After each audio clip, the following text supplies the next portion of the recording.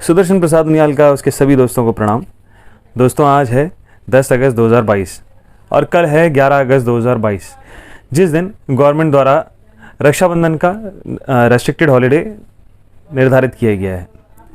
तो रक्षाबंधन के ऊपर इतना विवाद क्यों चल रहा था कि भद्रा काल आ रखा है और भद्रा काल के बीच में आप अपने भाई को राखी नहीं बांध पाओगे, और अगर भद्रा काल आता है तो फिर वो कष्ट फलदायी होगा या फिर वो अशुभ होगा आपके लिए। सब चीज़ों का जवाब लेके आया दोस्तों।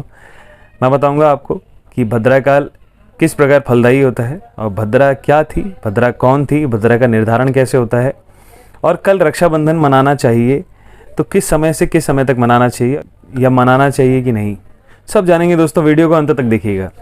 तो दोस्तों, भद्रा कौन थी? भद्रा सूर्य और छाया की बेटी थी। जैसे सूर्य और छाया के पुत्र शनिदेव हुए हैं, वैसे ही सूर्य और छाया की बेटी भद्रा हुई है। भद्रा का जब जन्म हुआ था तब भद्रा के रूप का कुछ इस प्रकार वर्णन किया गया है। भद्रा गर्दभ के जैसी दिखती थी, कृष्ण वर्ण का गधा, जिसकी पूंछ लंबी है, जिसके बाल अधिक लंबे हैं, जिसके दांत लंबे लंबे हैं, जो भयंकर रूप से दिखाई दे रही है, और उसके 3 पैर हैं। ऐसा कहा गया है कि भद्रा के पैदा होते ही सारे धार्मिक कार्यों में विघ्न पड़ने लगा। ऋषि मुनि जो भी धर्मगत कार्य करते थे, भद्रा उसमें जाके विघ्न डाल देती थी।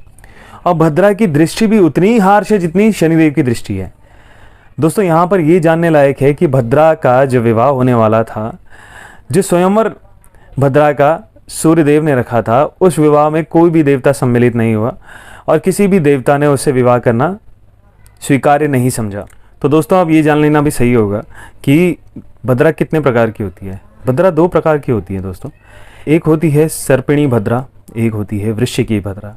वृश्चिकी भद्रा यानी जो शुक्ल पक्ष में भद्रा पड़ेगी तो उसे वृश्चिकी भद्रा कहेंगे, और जो कृष्ण पक्ष में भद्रा पड़ेगी उसे सर्पिणी भद्रा कहेंगे। सर्पिणी भद्रा का मुख सदैव त्याज्य है और वृश्चिकी भद्रा की पुच्छ सदैव त्याज्य है। तो सदैव त्याज्य का मतलब क्या होता है? इस समय आप मंगल कार्य ना ही करें तो बहुत ही आपके लिए ही ठीक होगा, क्योंकि सर्पिणी जो जैसे सांप मुख से डंक मारता है, तो सर्पिणी भद्रा का मुख जब उसकी शुरुआत हो रही है तो उस समय आप कुछ मंगल कार्य ना करें, वह आपके लिए दोषप्रद होगा। और वृश्चिकी भद्रा जो पूंछ से डंक मारता है वृश्चिक, तो वो पुच्छ भाग जब वृश्चिकी भद्रा आ रही है तो उस समय उसके अंतिम टाइम पे जाके जब वो खत्म होने जा रही है उस समय कार्य ना करे तो भी आपके लिए दोषप्रद होगा। तो दोस्तों, बात करते हैं कि भद्रा का निर्धारण कैसे होता है। भद्रा का निर्धारण होता है चंद्रमा का किसी भी राशि में जाने के कारण। तो भद्रा 3 प्रकार की भी होती है दोस्तों। 3 प्रकार की भद्रा मतलब ये प्रकार वो हैं जब वो वास करती है किसी भी स्थान पर। तो यानी पाताल लोक में अगर भद्रा वास कर रही है तो वो पाताल लोक की भद्रा कही जाएगी। अगर वही भद्रा स्वर्गलोक में वास कर रही है तो वो स्वर्गलोक की भद्रा कही जाएगी, और अगर वो पृथ्वी लोक में वास कर रही है तो वो पृथ्वी लोक की भद्रा कही जाएगी।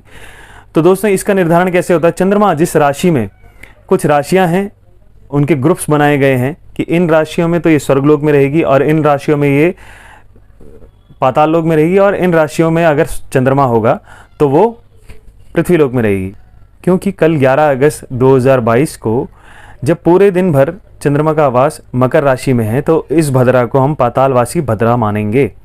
तो इस भद्रा से क्या कष्ट और क्या लाभ हमें मिल रहे हैं?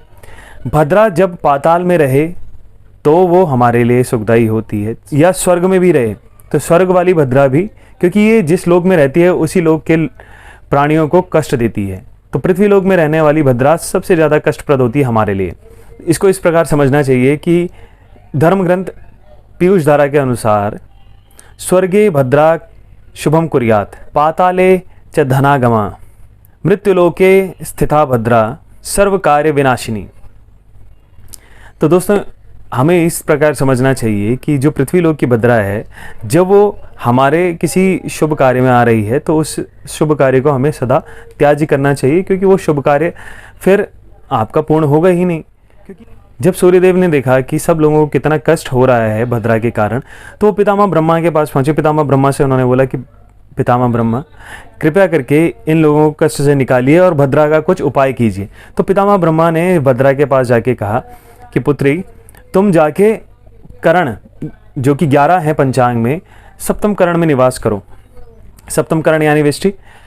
तो दोस्तों आप जान लेते हैं 11 अगस्त 2022 की बात। 11 अगस्त 2022 को श्रावणी उपाकर्म तथा रक्षाबंधन का निर्धारण किया गया है श्रावणी मास की पूर्णिमा के तहत। श्रावणी मास की पूर्णिमा 11 तारीख को 10:38 पर प्रारंभ हो जाएगी सुबह, और ये चलती रहेगी 12 तारीख को भी।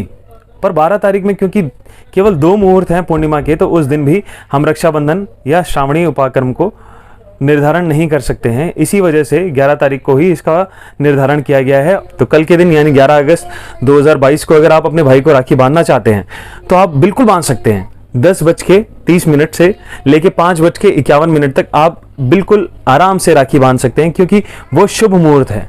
वो शुभ इसलिए है क्योंकि पाताल की भद्रा है और आपके लिए ये कष्टदायी नहीं होगी।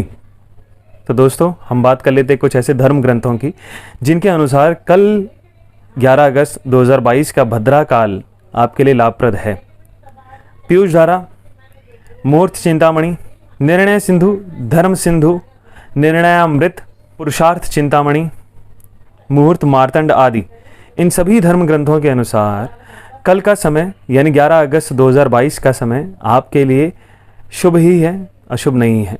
तो मैं सभी से प्रार्थना करूंगा कि आप निसंकोच होकर अपने भाइयों को राखी बांधें और कल भद्रा काल के मुहूर्त से ना डरें, क्योंकि भद्रा काल पाताल में होने के कारण हमारे लिए लाभप्रद ही है।